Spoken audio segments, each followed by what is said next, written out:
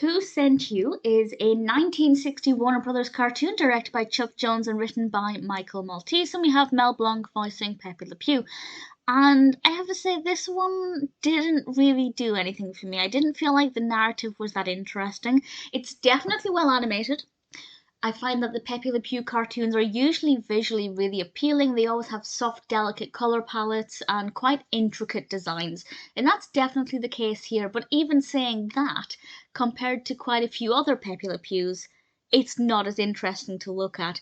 The narrative is the usual setup of a cat who ends up looking like a skunk, and Pepe Le Pew chases after this cat thinking it's a skunk, and this happens because this cat wants to go on this cruise ship, and there's this really lovely moment where the cat's, wishing it could go on this ship, and it's really sweet, and it was a nice start.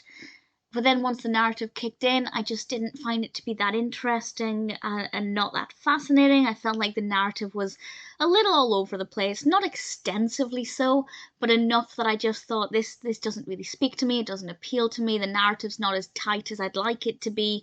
And because the animation wasn't amazing, and sometimes it is with Pepe Le Pew cartoons, sometimes the colours and the intricacy of the designs are just mind-blowingly gorgeous. Not so much here, so there wasn't really anything about it that makes it memorable, that makes it particularly interesting. So I guess what I'm trying to say in a roundabout way is that if you haven't seen it, and you're a fan of Pepe Le Pew or Warner Brothers cartoons, it's probably worth watching once. However, if I were to recommend 5 or 10 Pepe Le Pew cartoons, it's probably not going to make that list.